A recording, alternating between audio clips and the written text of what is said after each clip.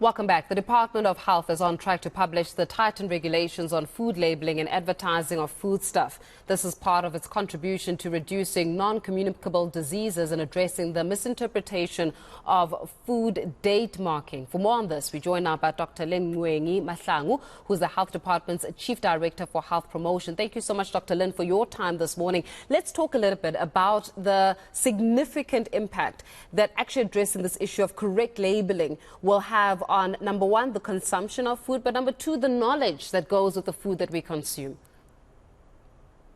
Okay, in terms of labeling, if you are aware that currently we have our labels, we do have at the front of the pack where you'll get the name of the product, but at the back, that's where most of the details are written, where you find your ingredients, the amount of energy and all that is written at the back. And often that is not too useful to consumers because they often don't read the fine prints.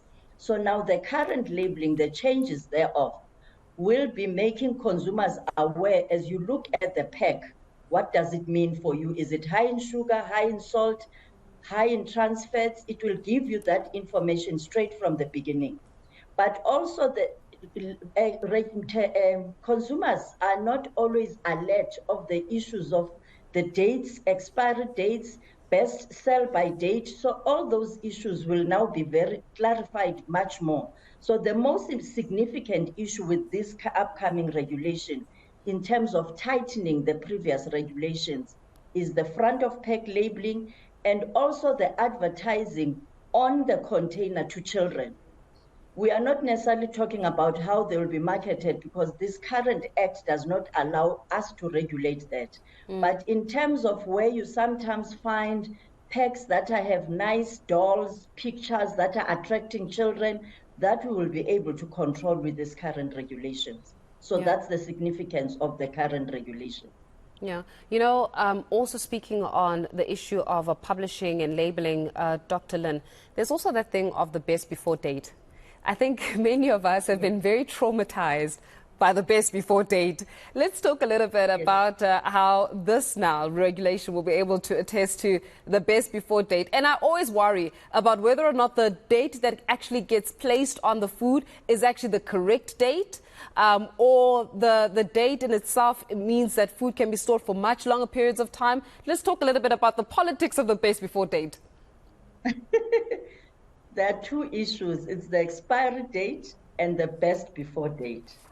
So when it comes to the best before date, it means the product can still be consumed. But in terms of the manufacturer, they may indicate that it may change a little bit, but it does not necessarily mean it has expired. According to their best quality, the best before date is the date that you should be using the product for, but it has not expired.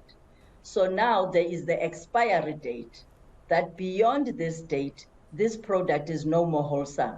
It's no more safe to eat. But the best before, let me just change a bit. The best before is the wholesomeness, but not the safety issue. But expiry may actually indicate, especially with products that are not in tins, especially with the fresh products, when it's written expiry, you need to be very careful how you use it. But the best before, and I know that a lot of people will throw away products that have the best before. It is still safe to eat. The texture might have changed a little bit, but it does not mean it is unsafe. Yeah. You know, does that help? Much help. It really is. It's the politics of the best before date that I always say that we're dealing with here. You know, when we're talking also about food labeling, I wonder how much of us and how many of us actually, when we go to the shops, consciously look at the contents of the food. And perhaps a bigger conversation needs to be held around educating the society at large about the importance of them knowing what exactly they are consuming. Because also sometimes, Dr. Lynn, this food labeling gets hidden with such, I call it, you know, the most bombastic words that you don't know Yes. exactly what are they saying. You know, when you're going to break down something into its chemical component, a consumer is not going to know exactly what is in that food simply because you put in the chemical component of that food. And so you've defeated the whole purpose of putting that labeling in the front of the package instead of the back of the package. How then do we start with the education component and maybe even putting a little bit of pressure on the manufacturers to say, stop with this English that nobody understands, because once you hide it with the chemical terms, you've lost the person completely. Maybe the two critical things that people should understand, when you look at the ingredients in a container, normally, actually the regulation requires that you start with the highest ingredient. So as you look at your ingredient lists, you will start with the highest. If it's high in sugar, sugar will be among the first 3 ingredients in that pack. That already helps for someone to understand that how much exactly am I consuming. So if the ingredients, it's somewhere towards the end of the ingredient list, then you know that there's actually very little of that. Then the second aspect that is often very critical, it's when people look at the kilojoules and the energy content of a pack. What exactly does it mean? What exactly does it mean? It may mean that when you write the labels, they will say per 250 or per 100 grams or per 100 mils, this is how much you are getting. But beyond that, then they will give you maybe per 250. So often people have no clue of what it means. But the critical thing is for someone to understand, how much energy am I supposed to take? How much teaspoons of sugar? WHO recommends that you take 6 teaspoons of sugar a day, not more. And remember, the 6 teaspoons, it's not only what you are adding, it's also the hidden sugar in most of the products.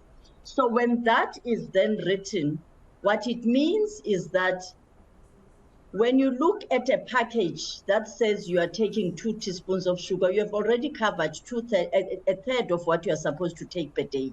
So it's those small things. And I agree with you, we need to be educating more on what exactly, how do you read these labels? What do they mean? People who often read labels are people who have certain allergies. When you know you have allergies for nuts and things like those are very sensitive in terms of reading labels, and it's very critical. But it is important for all of us to realize that if anything that we are buying, the first 3 ingredients of that product means it is high in that, high in sodium, high in fats, high in sugar, ignore that. But the front of pack will make it much easier for everyone to realize that just by looking at it, this is already implemented in many other countries, where you look at the pack, you have a warning, high in sugar, high in fat. This is what we are aiming for as we are moving forward to assist consumers. That is fantastic. We have to leave it there, unfortunately, but much appreciated for your time. Health Department's Chief Director for Health Promotion, Dr. Ling Muengi Mahlangu, joining us for that.